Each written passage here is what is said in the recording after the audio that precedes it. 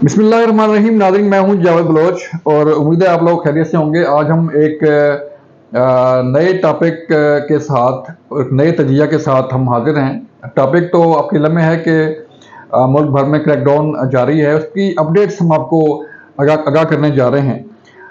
ये 5 किस्म की 6 किस्म की जो है वो माफियाज हैं, जो मुल्क के कौमी खजाने को नुकसान पहुंचा रहे हैं, मुल्क के अवाम को नुकसान पहुंचा रहे हैं, मुल्क की साख को नुकसान पहुंचा रहे हैं। इसमें कौन कौन से माफियाज हैं, हम इससे बात करने जा रहे हैं।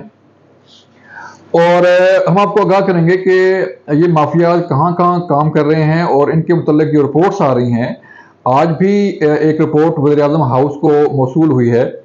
उस रिपोर्ट में बड़े अहम इंकशाफात किए गए हैं। वो रिपोर्ट हम आपके सामने रखेंगे। इस रिपोर्ट्स में कुछ ऐसी चीज़ें मौजूद हैं जो आपके इल्म में होनी चाहिए कि किस तरह इस मुल्क को लूटा जा रहा है और किस तरह इस मुल्क को खाया जा रहा है अपने ज़ाती मुफाद की खातिर।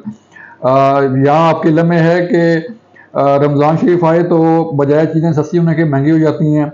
ईद आए तो बजाय सेल लगने के चीज़ें जो है वो महंगी हो जाती हैं। और बात हम करते हैं यूरोप की, बात हम करते हैं अमेरिका की, बात हम करते हैं कनाडा की और बाकी मुल्कों की, जहाँ पर जो है वो रमज़ान मुबारक में चीज़ें जो मुसलमानों के लिए के इस्तेमाल की चीज़ें होती हैं वो सस्ती हो जाती हैं। तो हम इन माफिया के मुतालिक आपको आगाह करने जा रहे हैं। 600 से ज़ायद अफसरान और एहलकार जो हैं वो इसमें मुलव्वस पाए गए हैं इस स्मगलिंग में। और इन माफियात की सरपरस्ती में कुछ सियासतदान भी हैं, उनके मुतालिक भी आपको आगाह करेंगे। फिलहाल 29 सियासतदानों का नाम आया है और इसमें मुख्तलिफ जमातों के लोग हैं, सियासतदान हैं जो इसमें मुलव्वस पाए जा रहे हैं। इसके मुतालिक हम आपको तफसीली बताने जा रहे हैं। हमारे साथ जुड़े रहिएगा और हमें अपनी आरा से ज़रूर आगाह कीजिएगा। अब हम चलते हैं कि ये माफिया कौन कौन से हैं।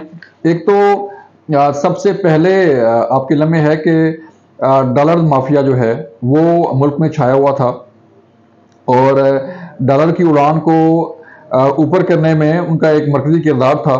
और ये वो लोग थे, जब डॉलर महंगा होता तो ये लोग अपने दफातर में, अपने घरों में बैठ के हाथ पे हाथ मारते, तालियां बजाते कि और काउंट करते कि मेरे आज इतने डॉलर जो है वो बढ़ गए हैं, मेरा आज इतना रेट जो है बढ़ गया है। तो अवाम जाए भाड़ में, मुल्क जाए, मुल्क तरक्की करे ना करे, मुल्क का नुकसान हो या फ़ायदा हो, उनसे उन्हें कोई हर्ज नहीं।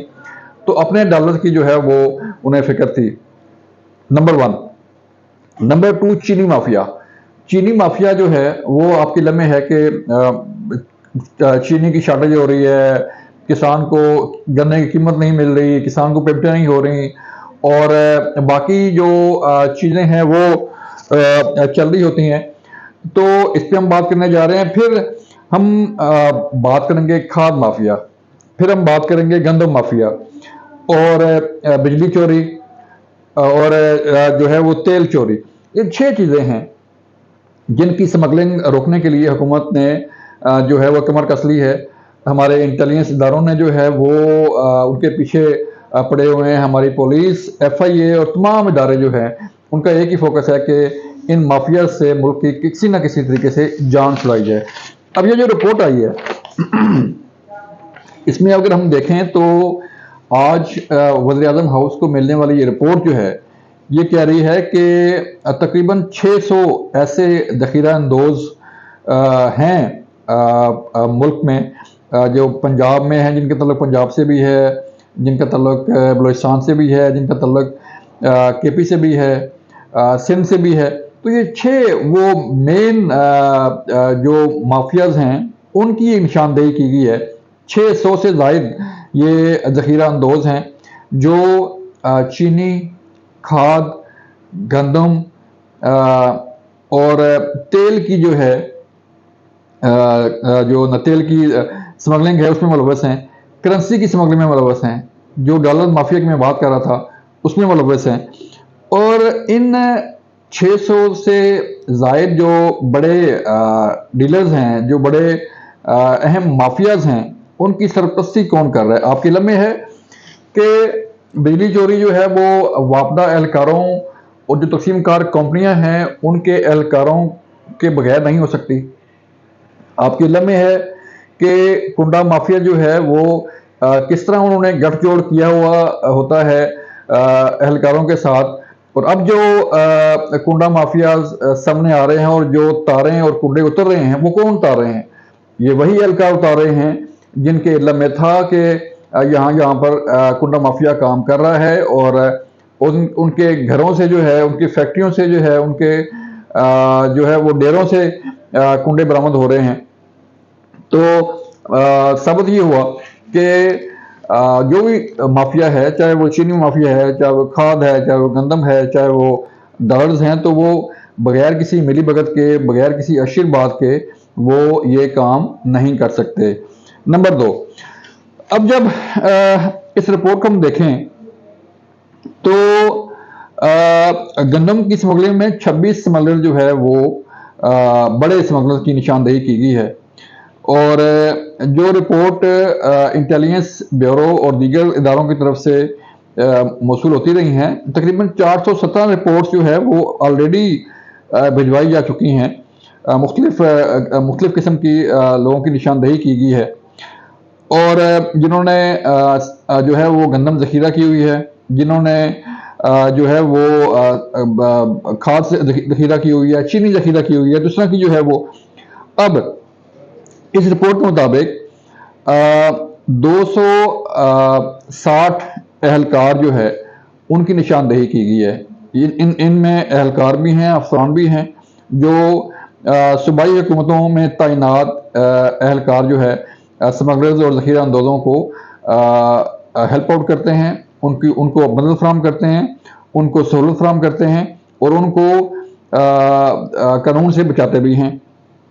اب اس رپورٹ کے مطابق جو سامنے آئی ہے اس میں 272 سندھ میں ہیں، 214 جو ہے وہ کے پی کے اندر ہیں، 56 سرکاری اہلکار جو ہے سندھ میں 244 ہیں، اور کے پی کے اندر 56 ایسے سرکاری اہلکار ہیں جو اسمگلر کی مدد فراہم کر رہے ہیں۔ بلوچستان میں 15 ہی کافی ہیں، اور اسلام آباد میں جو ہے یہ تعداد کوئی درجن سے زیادہ ہے جو بڑے ڈیلر کے ساتھ ملے ہوئے ہیں اور ان کو معاونت فراہم کر رہے ہیں۔ اب اگر ہم اس رپورٹ کو دیکھیں تو جو ذرائع بتا رہے ہیں حکومت نے تمام وہ نیٹ ورک جو ہے وہ توڑ دیے ہیں جہاں سے سمگلنگ ہو رہی تھی، ان کے جو نیٹ ورک سے ان کے جو رابطے تھے مختلف سمگلر کے ساتھ، مختلف اہلکاروں کے ساتھ، وہ توڑ دیے گئے ہیں۔ اب اس نیٹ ورک ٹوٹنے کی وجہ سے جو ہے وہ آپ دیکھ رہے ہیں کہ جو ڈالر کی اڑان تھی وہ ذرا نیچے آئی ہے، اور آہستہ آہستہ جو ہے وہ 300 سے بھی ڈالر نیچے آ چکا ہے۔ تو اب انشاءاللہ اگر حالات ایسے رہے تو 250 پہ بھی آ سکتا ہے، اور اس سے نیچے بھی آ سکتا ہے، کیونکہ یہ ڈالر کی جو ایکچوئل پرائس ہے وہ نہیں تھی، آرٹیفیشل بوم تھا۔ ڈالر جو ہے وہ گھوم رہا تھا، جیسے چینی واٹس ایپ پہ جو ہے وہ چل رہی ہوتی ہے، اسی طرح ڈالر چل رہا تھا، اسی طرح کھاد چل رہی تھی، اسی طرح گندم چل رہی تھی، اسی طرح ایرانی تیل چل رہا تھا۔ ایک اور رپورٹ میں اگر آپ کے ساتھ شیئر کروں تو 995 یعنی کہ 1000 کے قریب پمپ ایسے ہیں جو ایرانی پیٹرول کی غیر قانونی فروخت میں ملوث ہیں، اور اس میں جو ہے وہ پی ایس او کی گاڑیاں بھی استعمال ہو رہی ہیں، اور یہ بھی نتیجے سامنے آئی ہیں۔